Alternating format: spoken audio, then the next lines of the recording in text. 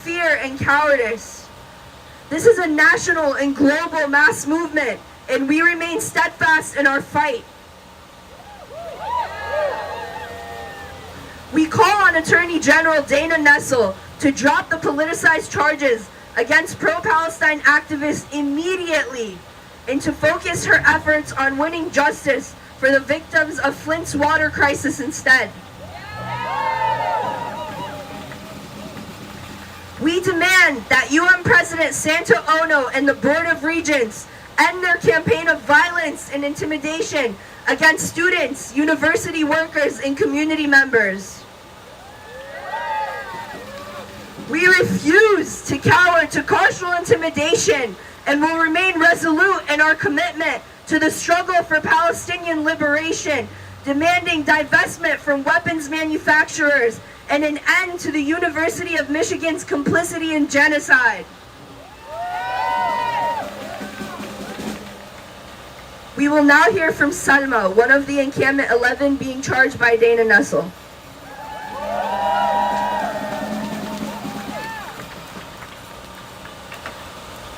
On September 12th, Michigan Attorney General Dana Nessel announced criminal charges against 11 pro-Palestinian protesters who participated in the Gaza Solidarity Encampment at the University of Michigan.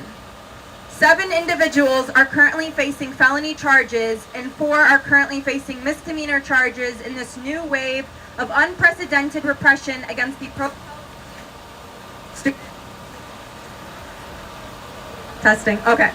against the pro-Palestinian student movement.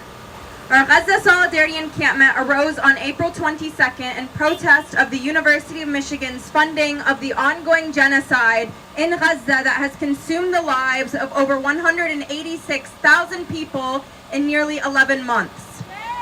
Our encampments and popular universities for Gaza drew attention to the fact that Palestine has become an international language, that it has produced language of liberation that transcends boundaries and political borders, that it has shown that the Palestinian liberation movement is producing the knowledge necessary for a better world as it unties the threads and knots of the imperial fabric that has been used to inhumanely suffocate us for decades. We set up an encampment on our diag, joining the national call to occupy spaces on our college campuses and demand that our institutions and their complicity in the genocide end. The University of Michigan commits over $6 billion both directly and indirectly to Israeli companies and military contracts that facilitate the murder of Palestinians. Our university profits from the existence of the settler colonial Zionist entity, and we have a responsibility to demand an end to our institution's complicity, regardless of fear of suppression tactics from the administration and the state. As people of conscience, we have a responsibility to plant our feet firm and to disrupt the status quo, so long as the status quo permits the mass slaughter of tens of thousands of Palestinians. Our encampment lasted for 30 days as a physical and unwavering display of a movement dedicated to Palestinian liberation. And on May 21st at approximately 5:30 a.m. in the morning, Police Department, dressed in riot gear and armed with batons, attacked the campers as they destroyed thousands of dollars worth of equipment and personal belongings. They utilized a chemical agent called deep freeze, defined to be the most intense and incapacitating agent available, a combination of both tear gas and pepper spray to violently brutalize protesters. The violent tactics sent 4 people to the hospital with concussions, broken arms, and respiratory distress. Yet Attorney General Dana Nessel had the audacity to publicly claim that the violence was perpetrated by the protesters and by the encampment. UMich administration and Dana Nessel also used the bogus claim of, quote, fire safety concerns as justification to brutally and violently sweep the camp. There's a bitter irony in the fact that the University of Michigan claims concerns about fire safety intent while refusing to divest their endowment dollars that were used to aid in the bombing and burning of people in literally literal refugee camps in tents in Gaza and Rafah. The notion that we were violent is not only a lie, but rather a projection of their own actions. In addition to that, our university administration's response is unprecedented in comparison to previous divestment movements. The Board of Regents have responded to calls for divestment with intense, escalating repression. Canceling the central student government vote on divestment in December, unilaterally changing the statement of student rights and responsibilities to make it easier to discipline and punish students, increasing police surveillance on campus, issuing employment bans against student workers without due process, leveraging internal disciplinary charges, and creating new rules to ban and punish protest. The university has been the site of multiple movements for divestment, from apartheid South Africa in the 1980s to fossil fuels in 2017. These previous movements used many of the same tactics that are employed by current divestment movements. In the 1980s, students built shanty towns on the Diag, which stood for years. In 2019, 300 protesters entered the Fleming administration building and staged a sit-in. Neither of these previous movements were subject to police violence nor criminal charges at the state level. The difference is not the tactics, but the subject. We are witnessing the Palestine exception to free speech, which shows the university and state's double standards. Across the nation, university administrators and the state have been colluding to repress the anti-genocide movement, and the University of Michigan is the latest example. All of our rights to assemble, to protest, to make our voices heard are on trial with these criminal charges. If we do not have freedom to speak about the genocide occurring in Palestine and the university's complicity in the genocide, we do not have freedom of speech or assembly. History shows us that the movement to end apartheid South Africa and to end the climate crisis are righteous and just. So too is our movement to end apartheid and genocide perpetrated by the Zionist state. These charges are not a reflection of one's desire to implement justice or to uphold the law. If that were to be the case, international law in the pursuit of justice would have been upheld decades ago when Palestinians were first met with violent injustice. In the pursuit of integrity and dignity, Dana Nessel should be focusing on delivering justice for the victims of Rick Snyder's Flint water crisis, which poisoned thousands. Instead, she is choosing to go after the protesters of conscience who cannot sit by and watch their tax money and public institution contribute to genocide. But again, the fact that the state attorney general feels compelled enough to charge pro-Palestinian protesters is a testament and sign of their desperation, not a sign of our futility. It is a sign of their weakness in the face of the movement for liberation, that just as we planted our feet firmly on the Diag, we too will continue to plant our feet firmly in solidarity with the Palestinian people.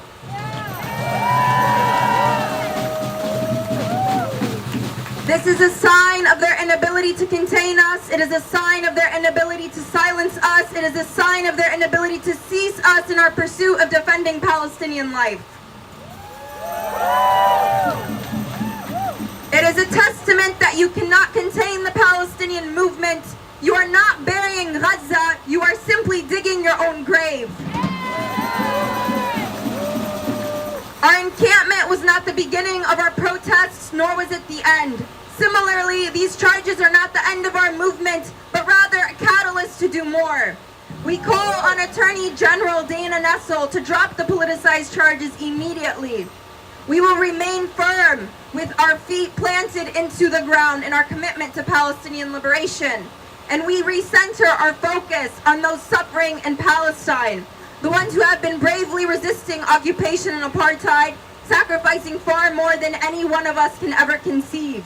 We ask Allah subhanahu wa ta'ala to shower them with perseverance, make their steps firm, ease their grieving hearts, and to grant them victory and justice. Free Palestine.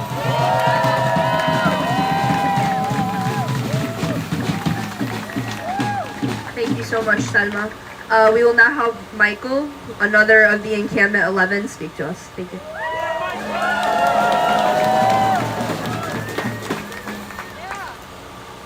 Hello, my name is Michael Mueller. I'm a graduate student at UM, and I'm one of the 11 people charged by Dana Nessel's office. I'm here to say a few words about my background, the importance of this movement, and what justice demands.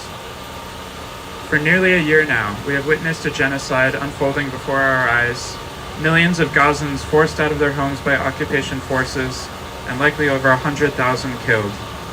Every university in Gaza has been severely damaged or destroyed. Israel has spent 11 months attempting to destroy all aspects of life in Gaza, as well as escalating aggression against people of the West Bank in a continuation of the ongoing Nakba begun in 1948. These are not abstract issues. These atrocities are funded by the US government and many of our institutions, including universities like UM. Our $18 billion endowment invests in companies that profit from apartheid and genocide. For instance, through fund managers, UM has invested in companies like Skydio that produce drones for Israel's military, surveillance companies like Atenti that contract with the Michigan Department of Corrections and Israeli prisons, and Israeli spyware companies like Toka, used for repression. As a student and a worker, I oppose the university using the value we produce to fund these horrors.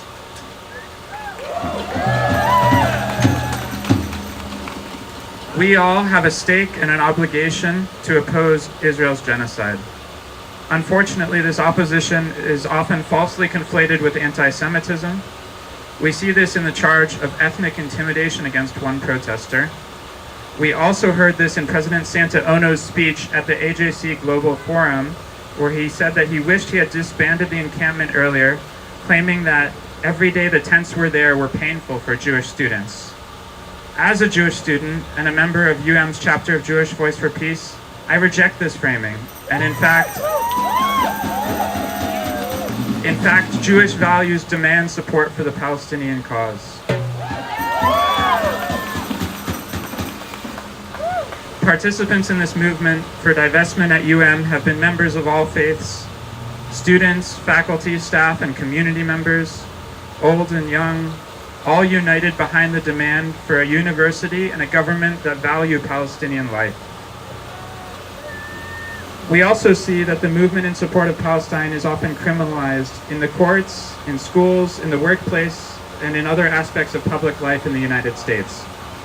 As Salma mentioned, the university has cracked down on supporters of Palestine over the past 11 months, including using the Office of Student Conflict Resolution to pursue student disciplinary charges against students who participated in a sit-in at the president's office.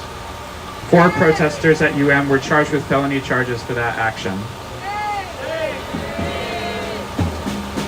We know that the law is not neutrally applied because, for instance, the US government continues to send weapons to Israel in defiance of international and even US law.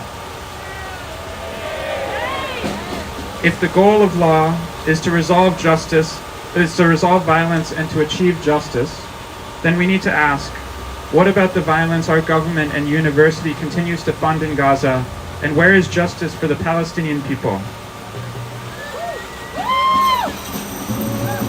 If our institutions will not deliver on justice, then it is up to us, students, workers, community members, and people of conscience everywhere, to build power and win the demands that we and the Palestinian people need.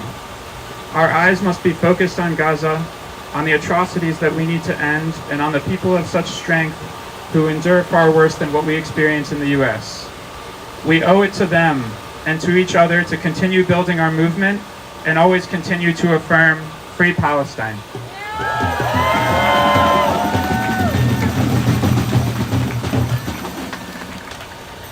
Thank you, Michael. We will now have Sammy, another of the Encampment 11.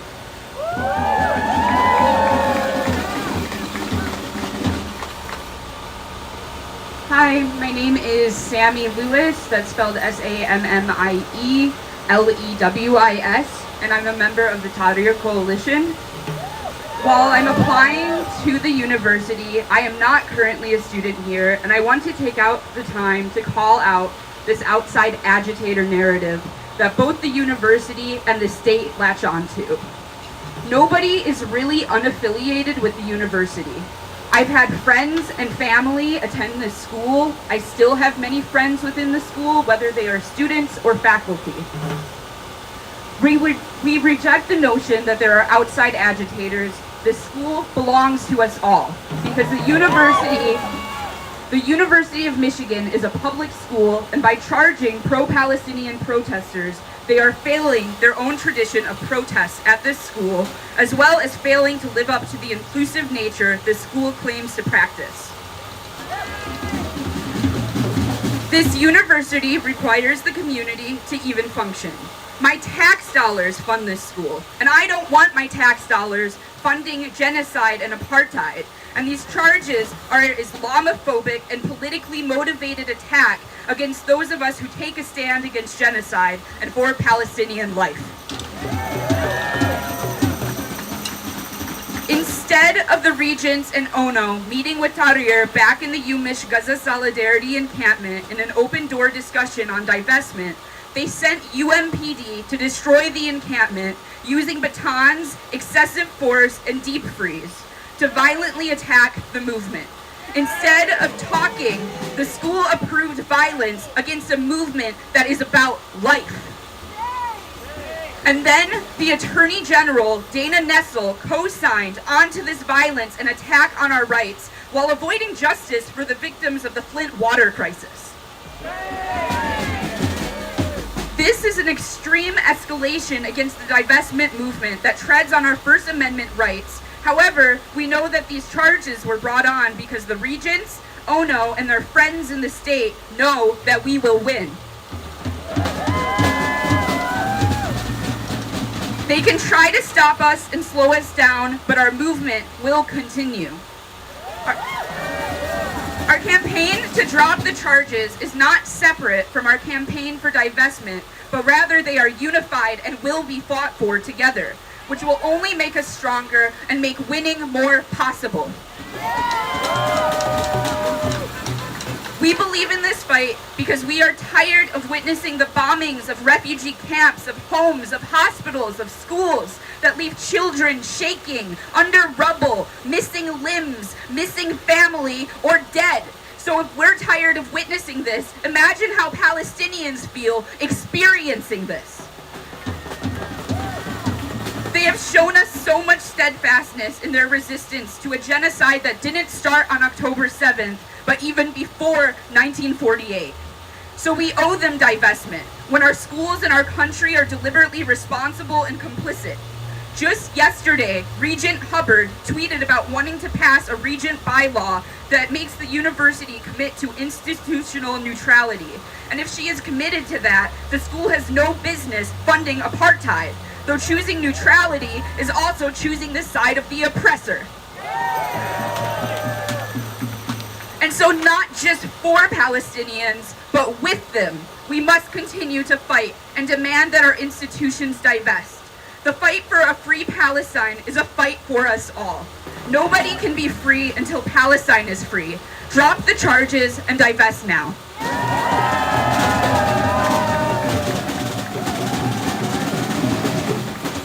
Thank you, Sammy. We had a speaker from the Arab American Civil Rights League, but he wasn't able to make it today due to unforeseen circumstances. So we will have Denise, National Guild, also one of our co-sponsors, speak to us.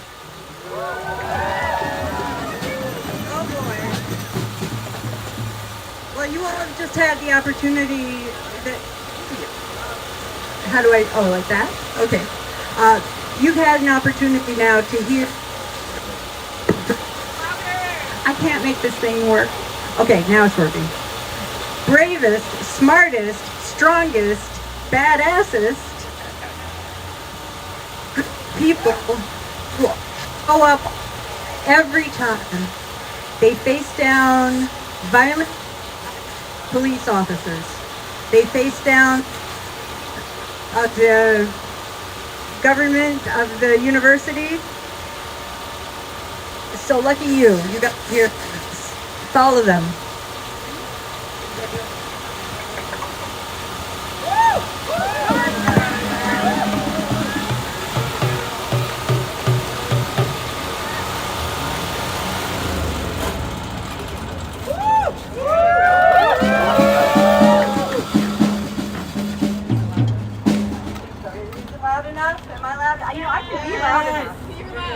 Okay, yes, I wasn't expecting to speak. I'm here as I'm on the board of the National Lawyers Guild chapter of Detroit and Michigan.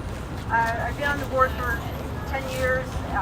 We are the legal arm of social movements, and we are coordinating the representation, legal representation for many of the people who have been charged in this absurd kangaroo court of a system. What does it tell us? That the most powerful lawyer in this state is pursuing misdemeanor trespass charges against someone. What does that mean? What does that mean?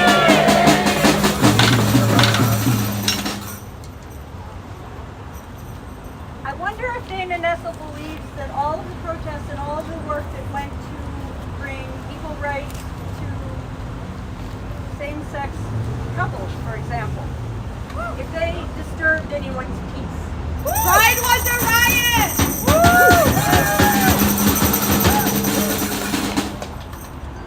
Anyway, I have a press release that I'm happy to provide, and I also happy to provide any questions. The woman who was going to come and speak and was unable to is representing an Arab American group that is joining us in collaboration to do legal defense and ultimately to do the civil cases that are inevitably going to come from this. Shameful, shameful bunch of behavior. Oh yeah!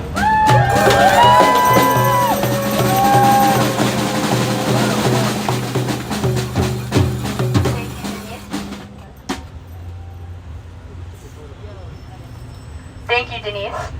We will now have Caleb from Transcend the Binary.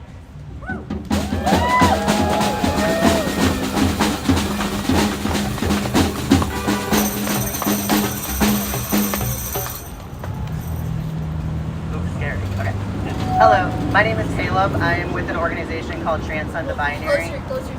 Oh, okay, better? Yeah. Okay. My name is Caleb. I am with an organization called Transcend the Binary. We are a Michigan community-led trans and gender non-conforming and diverse support system that actively works towards improving healthcare outcomes for our community in Michigan. For the last several years, we have partnered with the University of Michigan to conduct research regarding the health and safety of our trans community in our state. As a consequence, we have a duty to directly oppose the university's actions of oppression against our community and our allies. Unequivocally, the queer community stands in solidarity with the nonviolent protesters facing prosecution and violence at the hands of the police and Attorney General Dana Nessel. Standing with injustice is not new to the queer community, as our liberation movement found its footing in the summer of 1969 in the Stonewall Uprising. Just as we proudly fought against institutional oppression and police violence against our community, we stand with the protesters doing so against the genocide in Gaza now. The protesters' demands are not extreme, just as the University of Michigan divests from arms manufacturers and the other companies that profit from the loss of hundreds of lives through terrorist attacks on populations of refugees, destructions of the healthcare system and education system, and deprivation of life-supporting resources. Yet the University of Michigan has violently silenced all calls through a violation of their students' rights to protest injustice and the callous disregard for the safety of their own community and students. We demand that Dana Nessel stop these political prosecutions. If she wishes to prosecute violence, she needs to direct her attention towards the unlawful force used by the police officers that invaded the Gaza Solidarity Camp here in Utah. There is no pride in targeting the queer, non-binary, and people of color who stand against human suffering. There is no pride in genocide. We call on all other queer organizations in Michigan to stand alongside the 11 charged here in the fight against the genocide in Gaza. Free Palestine.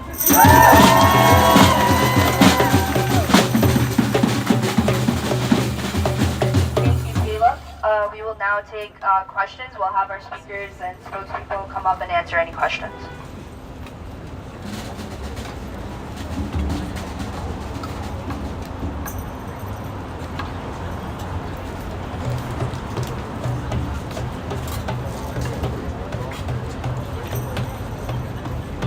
If there are no questions, feel free to do interviews with our spokespeople and speakers after. We're gonna start chanting now.